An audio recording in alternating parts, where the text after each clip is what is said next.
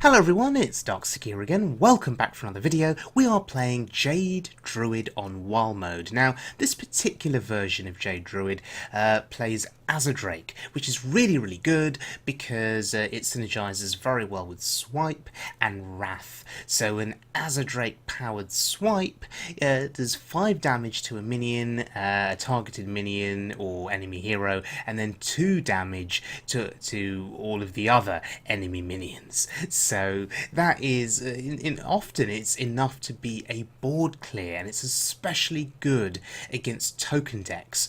As a Drake and Wrath can essentially be 4 damage rather than 3 damage, or 2 damage and draw a card rather than 1 damage and draw a card. So as a Drake's seen as quite an important inclusion in an aggressive meta which plays lots of token decks. The rest of this deck is pretty much what you would expect with Jade Druid. A lot of the cards are what you'd actually see on standard mode with Jade Druid, but there is of course double Sludge Belcher, which is a wild mode exclusive, and we do run some weapon destruction with the ooze. So key strategies with the deck. Early on you want to ramp up with Wild Growth and Jade Blossom, and then you want to ramp up into your mid game. Maybe you get Fandrel, which you can combo with Nourish. In the meantime, you're playing these Jade cards like Jade Spirit, Jade Behemoth, and your Jades are growing, and then you get to that all-important Auctioneer turn where you combo the Auctioneer with Innovate and maybe shuffle a few more Jade Idols, draw some more Idols, summon more big Jades, and everyone's happy. So that's the strategy. Let's have a look at it in action on the Wild Mode ladder. July season at rank 13, and we're going up against a warrior.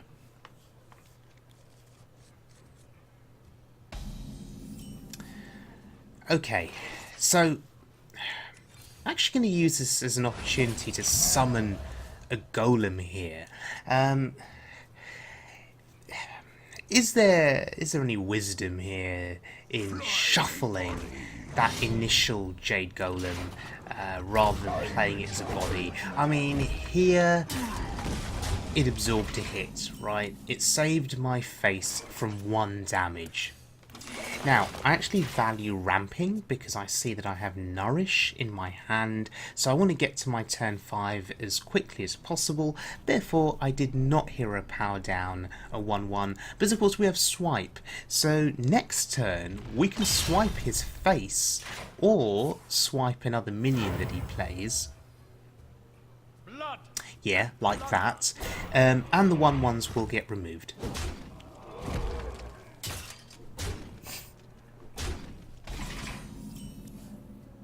Okay, so Swipe feels good. That was the advantage there of ramping up, and now we're heading into our turn 5. We can Nourish, we can draw 3 cards. The other alternative is to play the ooze for the weapon destruction. We'll see if he attacks here though. We may have to use the Wrath here, actually. We've got to remove that damage from the board. It's going to be hitting our face for, you know, at least a couple of turns if we're not careful. So, I mean, we could Nourish first, draw 3 cards, and then Innovate out the Wrath. That's always a possibility.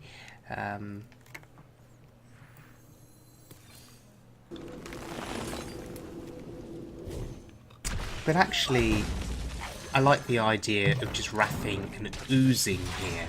And we can Nourish next turn. This is absolutely fine. I think getting rid of the weapon there was useful, considering that he could have Upgrade in hand, so he could have buffed his weapon.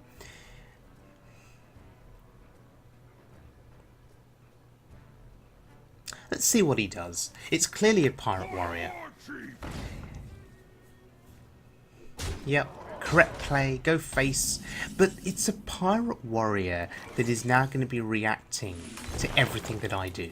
I have the initiative here, so I'll get to kill his minion here, and I'll get to play something too. So I have the initiative.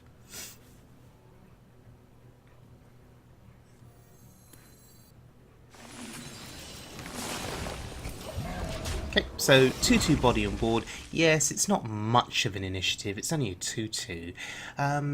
But next turn we can play our Drake, and yeah, we do 2 damage AoE to the board. So hopefully he plays some stuff that we can kill.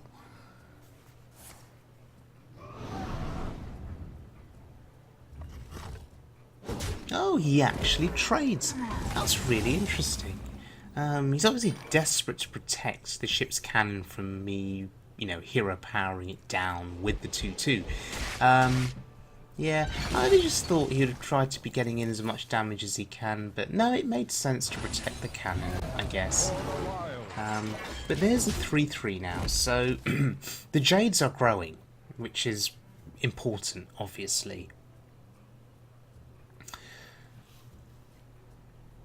We can also gain armor there, so we have options. Right, that's pretty good. That's fine too, actually. That's fine too. Yeah, 5-4, absolutely fine. So we make the trade here, I think. We just play the trade. Now, I think playing the Earthen Scales is absolutely fine here. It's a 5-9. How does he get through this? It's going to be quite a challenge.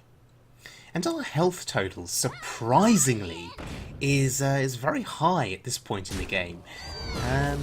Wow, investing a charge minion plus a swing of the weapon, and it wasn't enough. And, yeah, spectacular. Double Sludge Belcher, sealing the deal. Feels good.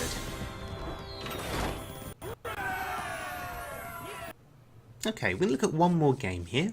From the current July season, and then to finish off our video after this game we're going to look at a game from last season, just to prove that this deck can work at high ranks. So anyway, this is another warrior. It's a golden warrior, so maybe I should be scared. And there's a haha. Okay. And Patches is in charge. No swipe in hand. Just thinking of you know, innovating out and coining out a swipe. Actually, Wrath would be a lot better here. No Wrath in hand. So, what are the options? We have access to 4 mana in total with the Innovate and the coin, but I think just ramping up with Wrath is fine.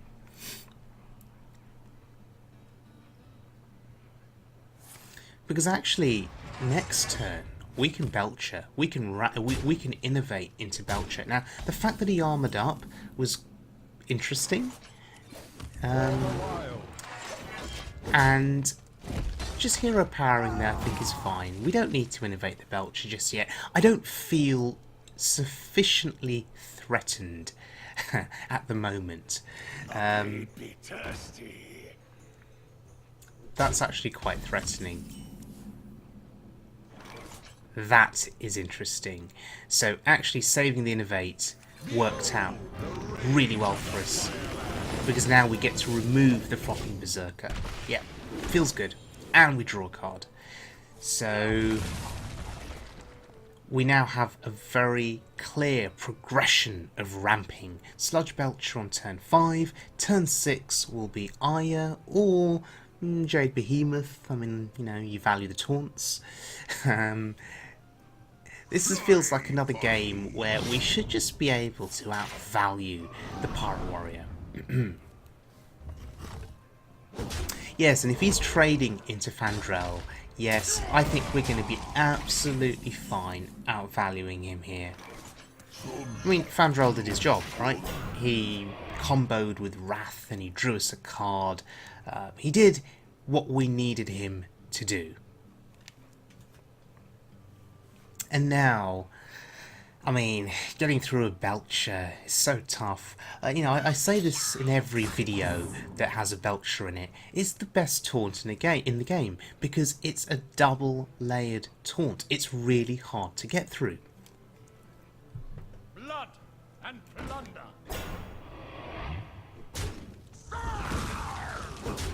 Okay, so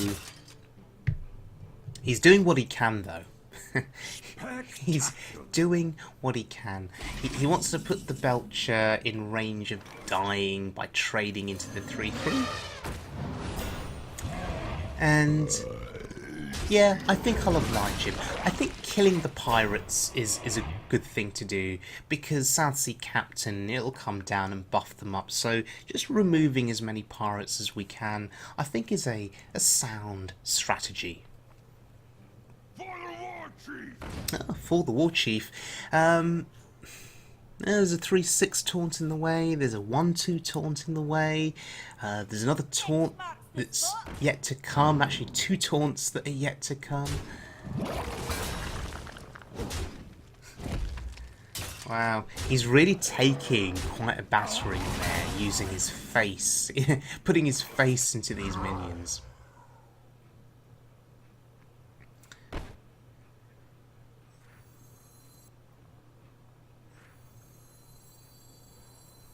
Just considering the options here, I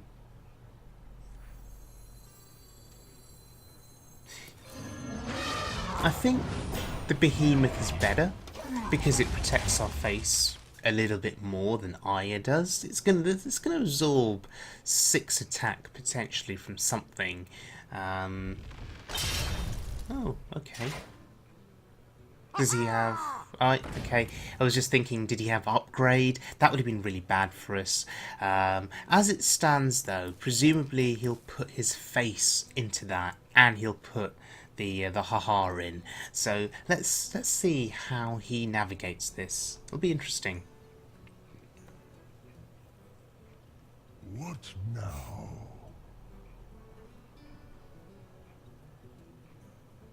He's really thinking about it. I don't blame him. He's in a bad position. And he's just going to go face. I mean, that is the correct play. But he's still in a bad position. I mean, I have the Drake. And eventually, probably next turn, I'll be able to play Feral Rage and gain 8 armor.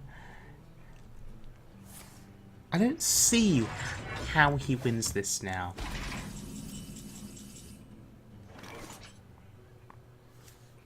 Well, the Innovate potentially gives us some more options, actually.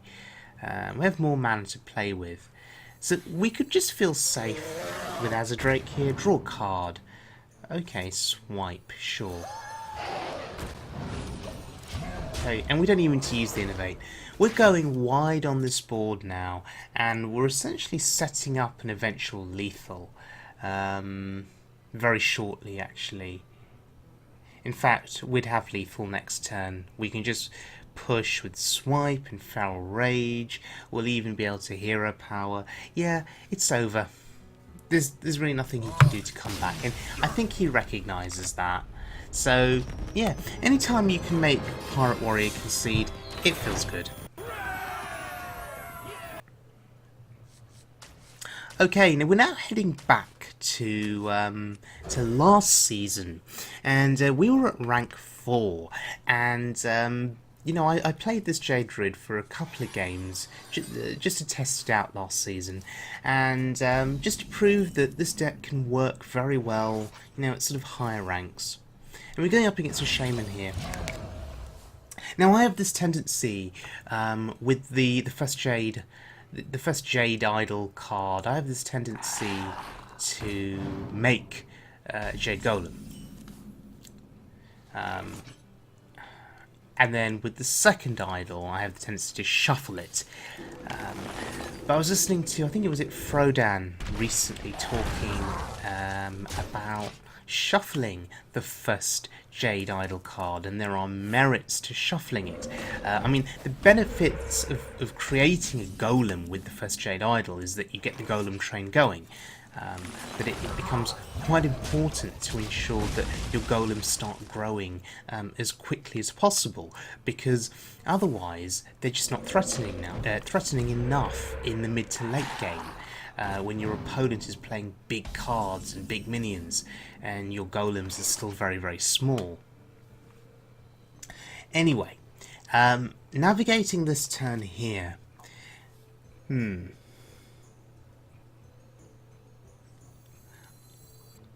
just looking at the swipe. It's very awkward here. I could hero power trade into his 2/3, but I think the swipe is fine. It feels really, really wasteful, but the board is clear. I have a second swipe in hand should I need it. Using a swipe though on that 1/4 taunt on that Stonehill Defender, it feels bad.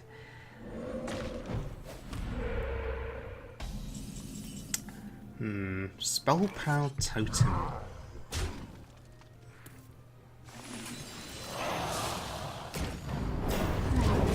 Yeah, Drake is just a lot cleaner here. Thankfully we had the Innovate, so it was all good. And that's actually a very powerful turn. We've saved the swipe now for something else. Maybe Aya. Maybe we can swipe Aya here.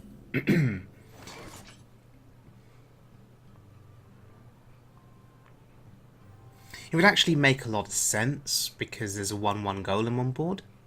The other alternative is Wrath on Aya. We could just draw 3 cards and see what we get. Yeah, I think Wrath is probably better here. And I'm just gonna go face. I'm actually gonna be aggressive. I'm holding back on the swipe. We have Azadrake in this deck. I mean, maybe I can just be slightly more greedy here and get a better swipe turn with more value and more damage with the Azadrake.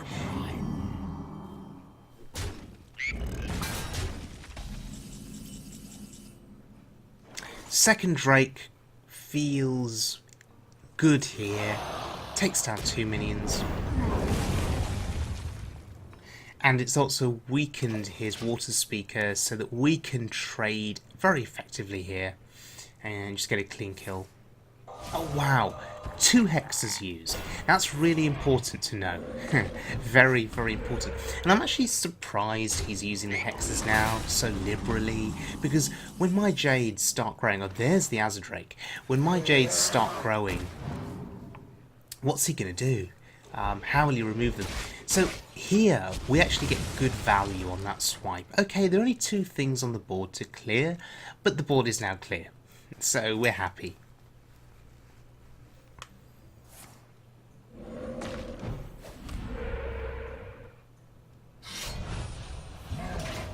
Now he's doing his best to grow his own Jade Golems here. Oh wow, look at the investment. Look at the absolute investment there. Double Maelstrom Portal just to get rid of Azadrake. I'll take that. It feels good. One thing that I am utterly conscious of is Bloodlust. Just looking at my health total, looking at the fact that he has 4 things on board that synergize with Bloodlust. So that's 12 damage from the Bloodlust itself, plus the damage of anything on board, and his weapon, of course.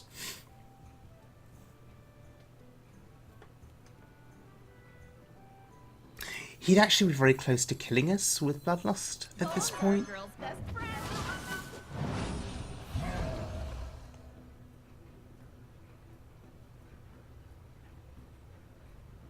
So what do I want to do here?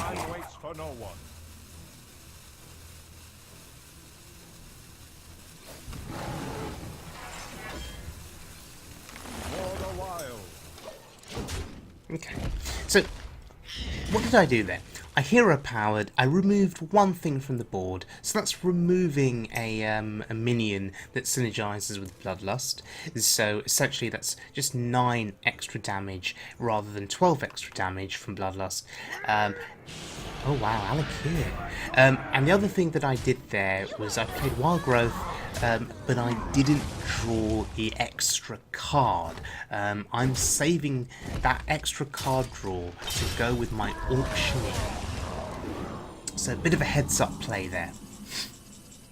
Jade Behemoth is pretty interesting, but we actually need to get rid of Alakir. We can't let him live. Alakir, can you imagine Alakir with Bloodlust, with its Wind Fury attack? I mean, it's pretty insane. So we're just now putting big Jades on the board now. Well, they're not massive Jades, but compared to his Jades, my Jades are bigger. So we feel good about that.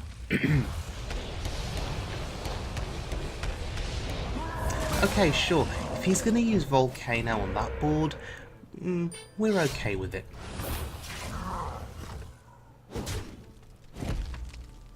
Okay, he's growing his Jade Golems as well, but we can draw cards.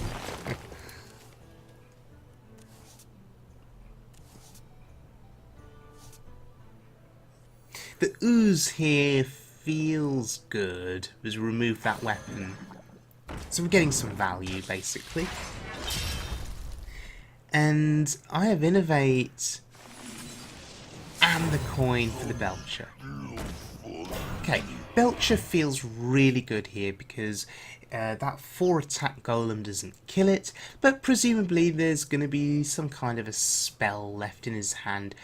Although we did see double Maelstrom portals, so unless he runs Lightning Storm or Lightning Bolt, how does he get through the Belcher?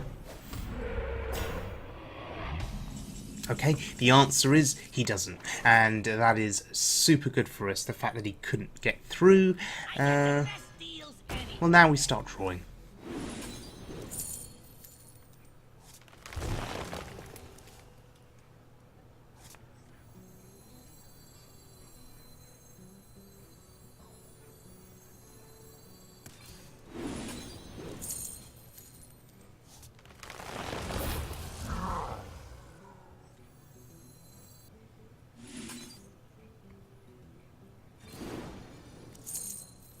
You see, I could have shuffled there, but I just valued playing Urban Scales just so I could get a clean kill with my Belcher there. Just giving it 4 attack. I think it was worthwhile. It was definitely worthwhile.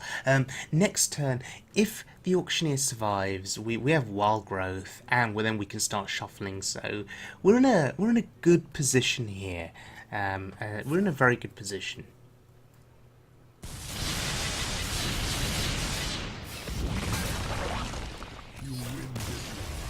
Oh my goodness, so the Auctioneer survived his AoE, and yeah, that was it. So this was good enough to send us into rank 3. So quite clearly this deck, this Jade Druid, is on wild mode with a bit of an Drake helping hand and with a couple of Sludge Belchers to block damage from aggro decks. This Jade Druid, well, it can sort of take you past rank 5 and certainly send you on your way to Legend. My only criticism of Jade Druid is that it can be very slow sometimes, and especially if you don't get your card draw engine going, you know, if you miss a critical Auctioneer turn, and there's only 1 copy of Auctioneer in this deck, but if you don't draw what you need, sometimes you just run out of things to do or things to play, especially if you don't draw Nourish, and actually you just get outvalued by your opponent, who may have card draw and you don't. So in the end, you know, you're top decking, you're playing your Jades one at a time, and it's all very slow, and as I say, you just get outvalued. So that's the one drawback. But there are recovery mechanics in the deck. As I say, Azure is card draw, and it gives Swipe and Wrath a bit of an extra oomph behind it. So sometimes, as I say, you know, a good Azure Swipe turn can just clear a board. So, thank you very much for joining me, everyone. I hope you enjoyed the video. My voice is still recovering from my cold, so it's not very clear, so I do apologise for that. But if you enjoyed the video, please subscribe. I'd be very grateful. And I'll see you all again very soon for more Hearthstone fun.